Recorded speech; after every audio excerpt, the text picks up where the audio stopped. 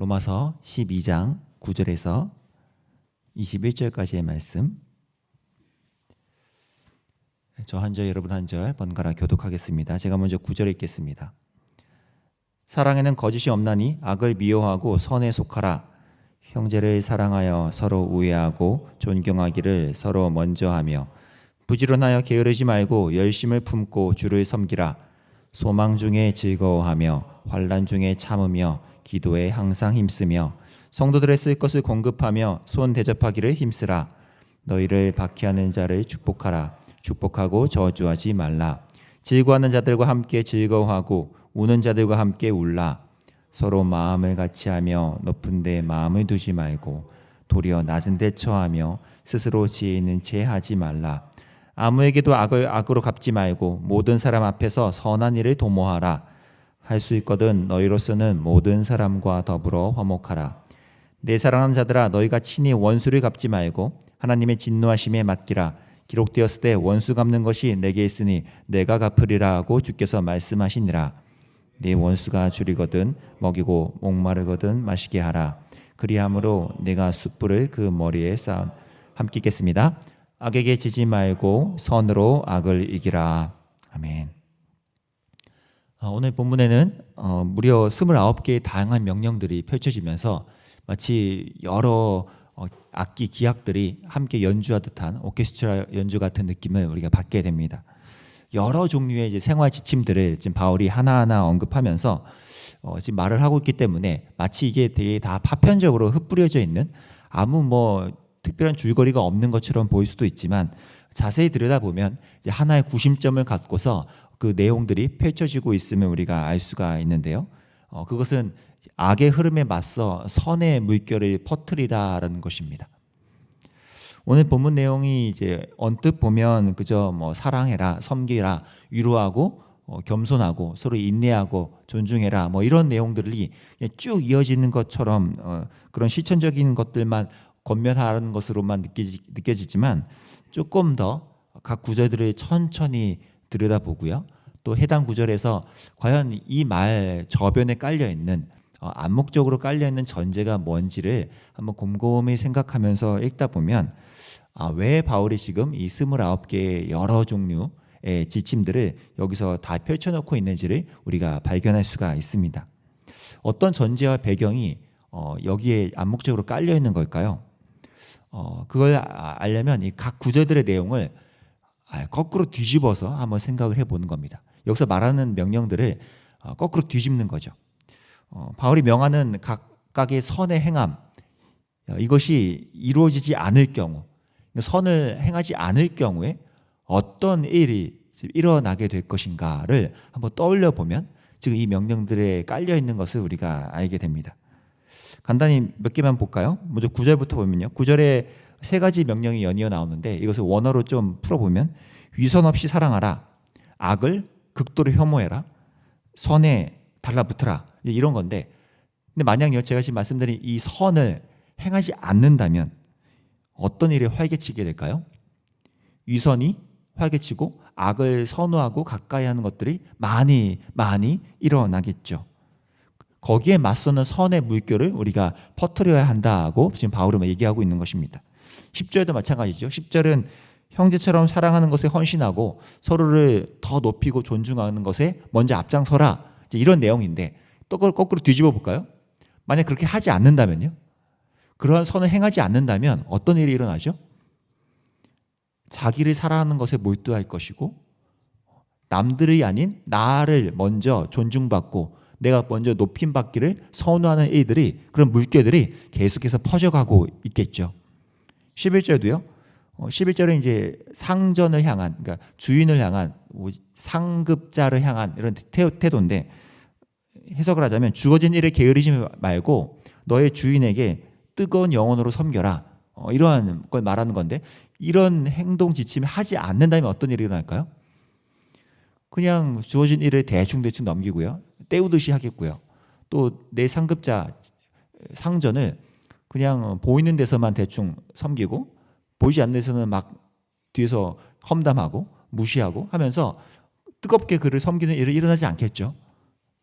결국 지금 9절부터 이어지는, 그래서 12절, 13절, 15절 계속해서 이어지는 이 모든 29개의 명령들을 우리가 뒤집어서 한번 생각을 해보면, 이러한 선을 우리가 택하지 않을 때 수많은 악의 물결들이 자연스럽게 퍼지게 될 것이라는 것을 우리는 알 수가 있습니다.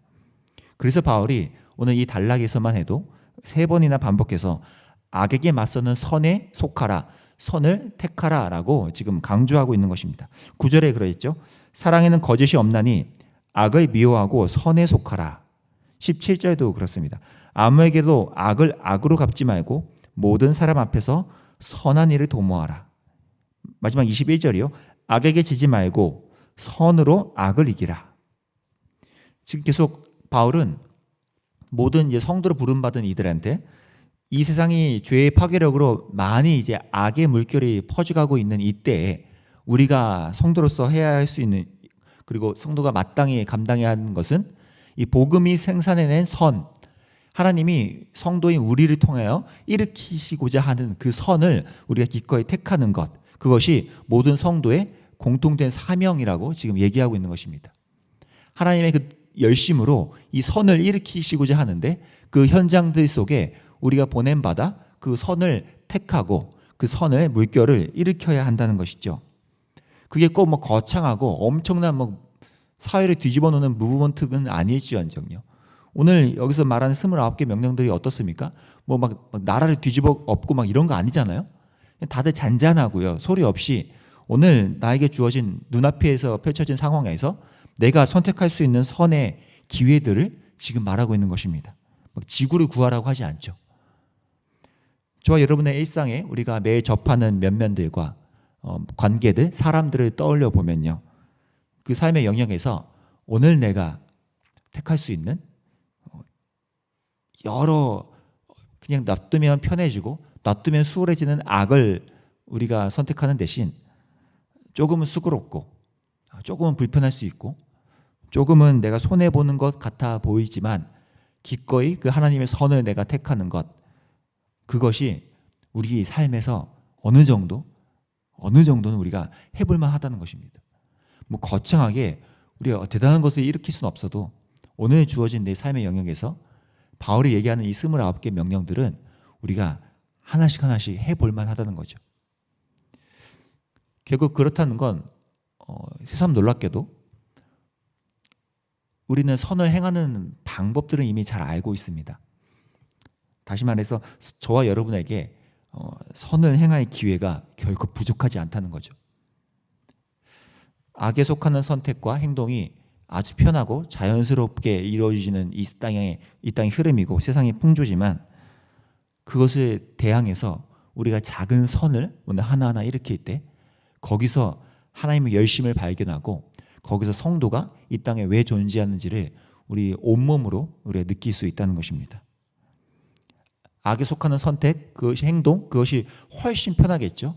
우리에게 훨씬 자연스러울 수 있습니다. 하지만 사실 우리에게는 선을 행할 수 있는 기회들도 그 못지않게 많이 충분히 있다는 거죠. 오늘 29개 명령들을 뒤집어 보았을 때 그것이 악이 활개칠 수 있는 환경들이라면 그 말인즉슨 그곳 현장들이 다 우리가 선을 일으킬 수 있는 현장들이라는 뜻이고 그런 기회들이라는 것입니다. 그리고 또 놀라운 사실은 예수 그리스도 그 복음 안에서 이미 성령께서 우리보다 먼저 앞서 그 뜨거운 열심으로 선을 일으키기 원하시고요. 그 현장에 필요한 그 누군가를 찾고 계시다는 거죠. 저와 여러분의 삶의 일상에서 이 성령님의 마음을 따라 하나님이 내게 맡기신 이 선의 사명, 선을 택하는 이 사명을 오늘 하루 감당하고 내일 하루 감당하고 이렇게 살아가는 이 삶에서 우리가 성도의 공통된 사명의 삶을 걸어갈 수 있게 된다는 것입니다. 바울은 그래서 로마서 후반부 14장에서 이렇게 말했습니다. 하나님의 나라는 먹는 것과 마시는 것이 아니요 오직 성령 안에 있는 의와 평강과 희락이라. 이로써 그리스도를 섬기는 자는 하나님을 기쁘시게 하며 사람에게도 칭찬을 받느니라.